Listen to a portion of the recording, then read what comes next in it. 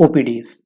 Uh, we will discuss causes of high uric acid levels, its complications, when to and how to treat the patient, lifestyle changes of high uric acid. Starting with the causes, so the causes can be classified broadly into two groups. One is whether the uric acid production has increased or uric acid excretion has reduced from the kidney tubules, or a combination of both these factors. Normal levels, or we can say the high uric acid level, are considered as more than 7 milligram per deciliter in males, but textbook says it is more than 6.8 for both the genders. But in the lab you will see the levels, maximum limit of 7 in males and maximum limit of 6 in females. Now the increased production can be a primary disorder, means patient own metabolism. It could be because of increased cell turnover, and these increased cell turnover can occur in myeloproliferative disorders or lymphoproliferative disorders like leukemias and lymphomas. It can occur in these skin conditions or bone disease where the cell turnover has increased. It could be a cell death with the increased uric acid production. Cell death can be hemolysis after cytotoxic chemotherapy, which we call it as tumor lysis syndrome, or it can be muscle breakdown like rhabdomyolysis.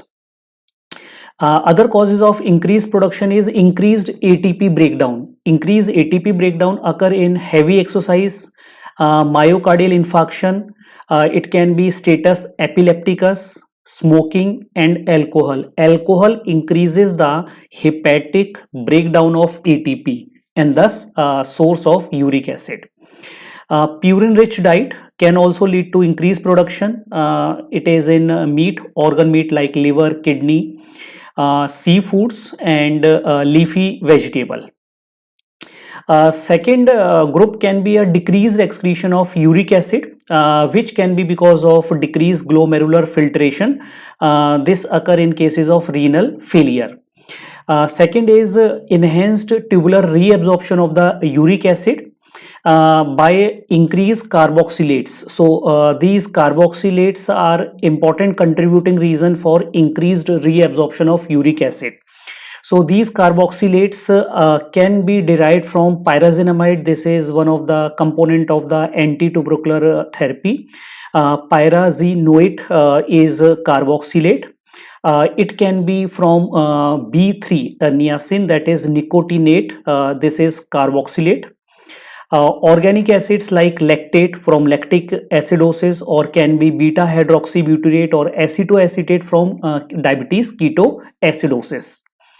Low dose of salicylate like less than 2 grams per day behave as organic acid, and they increase the uric acid level like aspirin.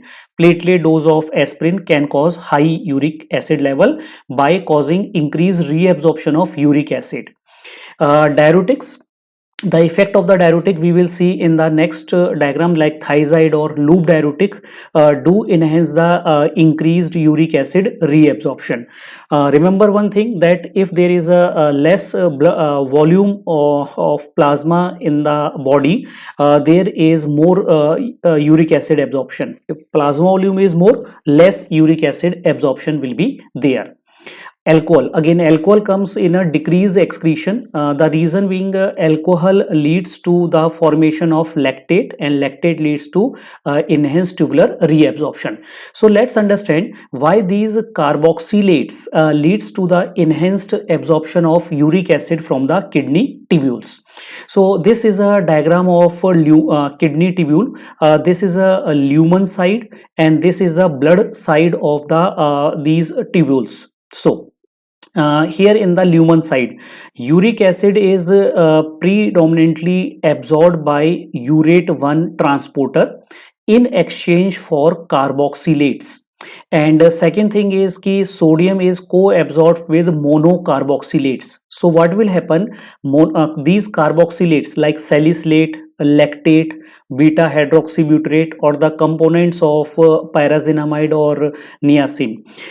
They will be more in the blood. From the blood they will go more into the tubular cells. If they are more in the tubular cells, with the help of these urate, they will move out of the tubular cells into the lumen, and in exchange uric acid is reabsorbed into the blood. As well as if these carboxylate come through the lumen, like lactate come through the lumen, it will be absorbed along with the sodium. So the concentration of these carboxylate will be more in the cells, tubular cells.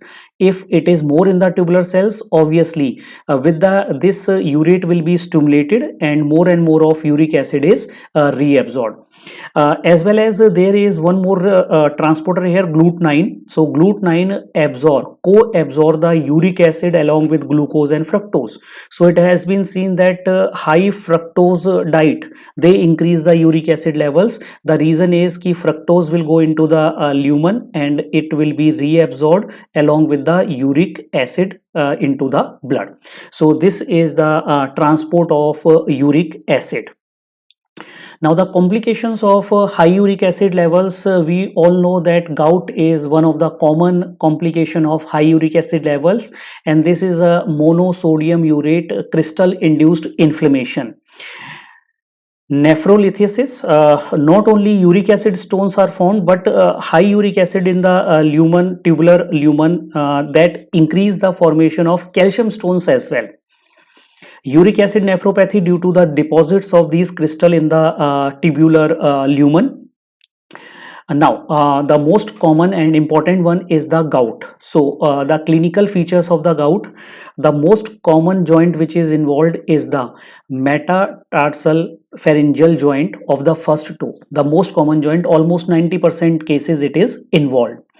Other joints can also be involved, like a patient will come to your OPD complaining of ankle joints, knee joint pain. So knee joint pain, do not consider it ki it is always due to osteoarthritis. It can be because of high uric acid level as well. Patient will describe the pain as the worst pain of the life, and patient will wake up from the sleep because it is early morning, and night time there is a precipitation of this pain. Triggers are purine rich diet.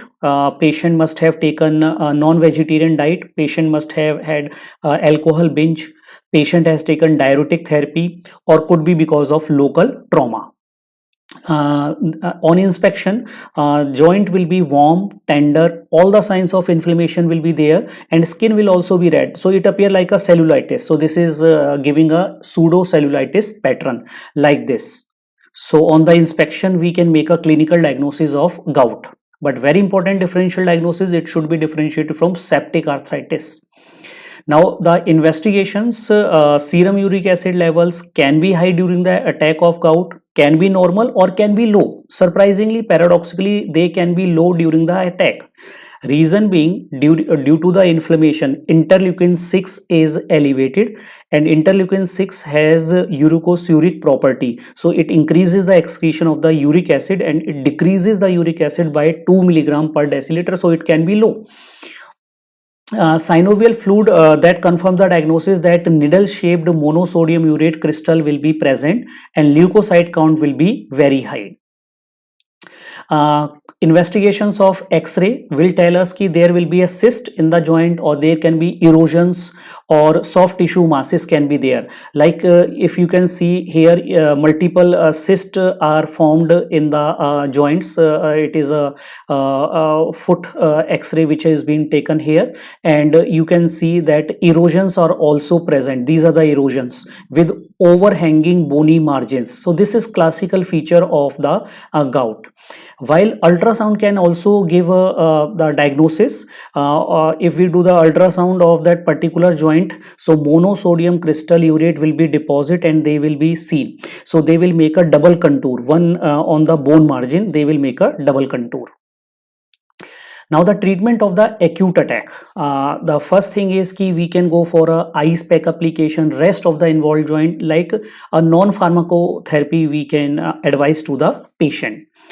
And anti-inflammatory agents are the mainstay of treatment here. So anti-inflammatory agent can be NSAIDs, colchicine or glucocorticoids. So the dose of the NSAID, it is indomethacin 50 milligram 3 times a day, naproxen 500 milligram twice a day, or ibuprofen 100 milligram 3 times a day.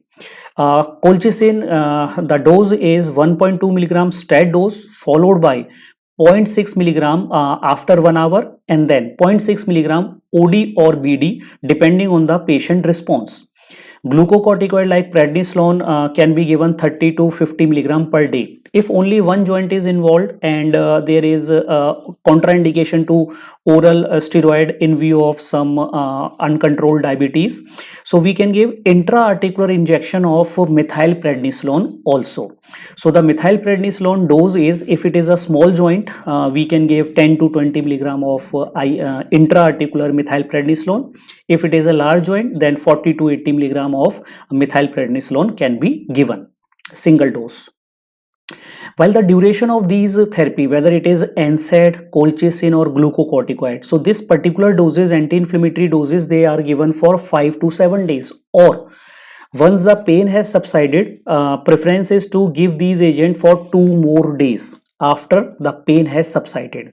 And of course, for the glucocorticoid, you have to go for a tapering after 7 days of these glucocorticoid use. Now, the selection of these 3 agents, it can be given in any patient, but avoid in particular scenarios like NSAIDs. You should avoid when the eGFR is less than 60, because NSAIDs further reduces the GFR. Patient has a family history of peptic ulcer or decompensated heart failure. Decompensated heart failure means NSAID will decrease the GFR, will increase the volume overload. Patient of cirrhosis, these should be avoided. While colchicine should be avoided when both the hepatic and renal failure are present. Both are present, or patient is taking some drugs which inhibit the cytochrome P450 like clarithromycin. So it should not be given along with the clarithromycin. As well as, very important point, colchicine work best when it is given early in the course of the disease. So the duration of the attack, if it is more than 36 hours, avoid giving colchicine because side effect will be more than the benefit. So give it within 36 hours of the attack. Steroid therapy, uncontrolled diabetes or if there is a concurrent infection is present, and you will be surprised to know that out of all the 3 agents, relatively safest agent out of these is steroids and effective agent. So but it is the individual decision of the physician ki which agent he is choosing. But never combine NSAID with steroid. We can combine NSAID with colchicine, no problem if there is no comorbid condition. So NSAID with colchicine can be given at the same time, and some of the physicians do recommend this, but I would prefer giving a single agent. Now, what about the uric acid lowering treatment during the acute attack? So it has been seen, now understand this phenomena, when we give uric acid lowering treatment during the attack, during the acute inflammation, so when there is a rapid lowering of the serum uric acid level, so the crystal, which were organized crystal of monosodium urate, which was located in the synovial joint and in organized form. So whenever serum uric acid goes down, they will break down and they will release the more and more crystal into the synovial fluid. So therefore, what are the recommendation? First scenario, if a patient is already taking uric acid lowering medication like allopurinol, so what should be done? So if patient is already on uric acid lowering treatment, continue that treatment. Do not stop that treatment. And if patient is having an acute attack, was not taking the uric acid lowering treatment, so can we give ULT during the acute attack? Answer is yes, but during the resolution phase, not in 2 or 3 days of the attack, but during the resolution phase, like at 5th day or 6th day of the attack, we can give these agent. But very importantly, if a patient has indication, suppose patient has subcutaneous tophi. Tophi is the organized monosodium crystal in the soft joints. Or patient has radiographic evidence of damage to the bone due to gout. or patient has more than equal to 2 gout attack annually. So in these patient, we can give ULT during the resolution phase, But very importantly, these ULT should be given under a cover of anti-inflammatory prophylaxis.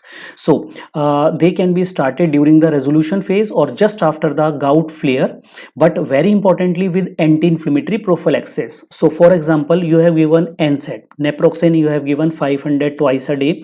Patient has settled down in 5 days. So now you are planning to start the allopurinol. So what you should do, you should make the dose of naproxen slightly lower dose, because that has to be continued for a long term.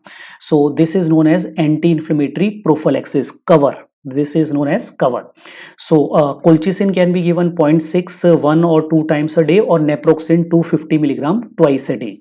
And the duration of this anti-inflammatory prophylaxis will be when the uric acid normalizes and there is no gout attack for 3 to 6 months. Till that time, give a cover with these agents. Otherwise, gout can flare up with the anti-urate lowering therapy, uric acid lowering therapy. Now, what is the duration of this uric acid lowering therapy? Ideally, it should be lifelong, but in India, because of the cost of these agents, we can try to stop these agents. So we will discuss that later on. So first discuss what are these ULT and what are the other conditional recommendation for starting the ULT. First, gout attack, and if the patient is having a CKD stage of more than 3, uric acid absolute value is more than 9, or when there is stone. So in that condition, even during the first gout attack, we can start the patient on the ULT therapy. But do not use the ALT therapy when patient is asymptomatic hyperuricemia, means uric acid more than 6.8. As I told you, textbook have taken the limit as 6.8 with no prior gout attacks or no subcutaneous tophi. So if asymptomatic patient is coming to you, there is no history of gout in the past and there is no tophi, you have to examine for these tophi. So do not use uric acid lowering therapy. So acute attack episode, this is the summary what we have discussed. If there is no acute attack episode, but if there are more than equal to 1 tophi or radiological damage, give ULT. If one attack is there, the first attack is there, CKD stage 3, uric acid more than 9, urolithiasis, give ULT. If more than 2 attacks in all the patients, you give ULT. So this is a summary. This is a summary how to go about the uric acid lowering therapy.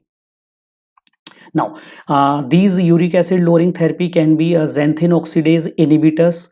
They can be the agent which increases the uric acid excretion or pegylated uricase like pegloticase. So allopurinol, how it is started? The recommendation is allopurinol is the first line agent. It is the first line agent for the uric acid lowering therapy. Start with a dose of 100 milligram once a day or maybe less than that. Suppose if a patient has CKD, start with 50. Starting with a lower dose is important because there are chances of skin reactions with the uric acid allopurinol, like Steven-Johnson syndrome can be there, very dangerous. So always start with a lower dose. Titrate gradually, means after 2 to 4 weeks get the uric acid level done. Depending on that, increase it further, and the maximum dose which can be given is 800 milligram on a daily basis. And our target of serum uric acid level should be less than 6.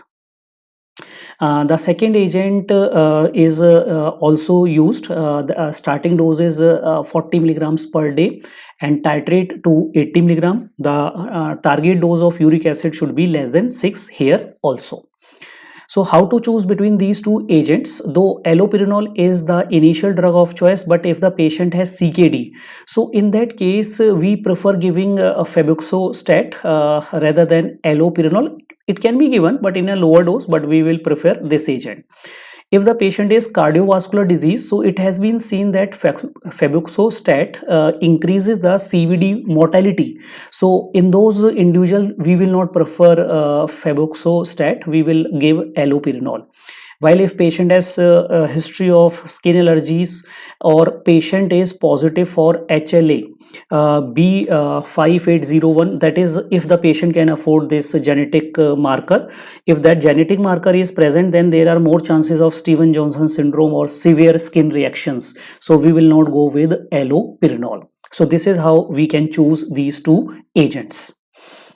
Now the uric acid excretion medication probenecid, starting dose is 250 twice a day, and we can go up to 3 grams, but it is not effective when the creatinine is more than 2. So if the GFR is less, so it will not go to the kidney tubules.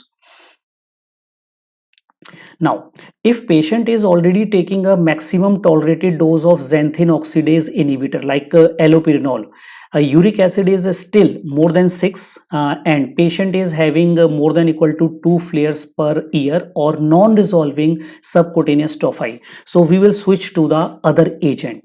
And if there is no response, we will give uric acid excretory medicine probenecid.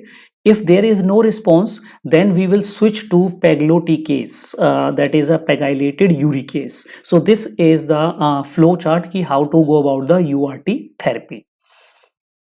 If patient has comorbid conditions like patient taking aspirin for CAD, so aspirin cause high uric acid levels, so what should you do? Answer is continue aspirin. Do not stop aspirin if it is needed for CAD. If patient has hypertension, thiazides can cause hypertension, so change the thiazide to other antihypertensive agent like losartan or amlodipine. Losartan and amlodipine causes decreased uric acid level. They are very helpful agents. If a patient has type 2 diabetes with uric acid, prefer SGLT inhibitor because they decrease the uric acid levels. If patient has high triglyceride, fenofibrate, they have a uricosuric action, so they will be preferred. They should be given.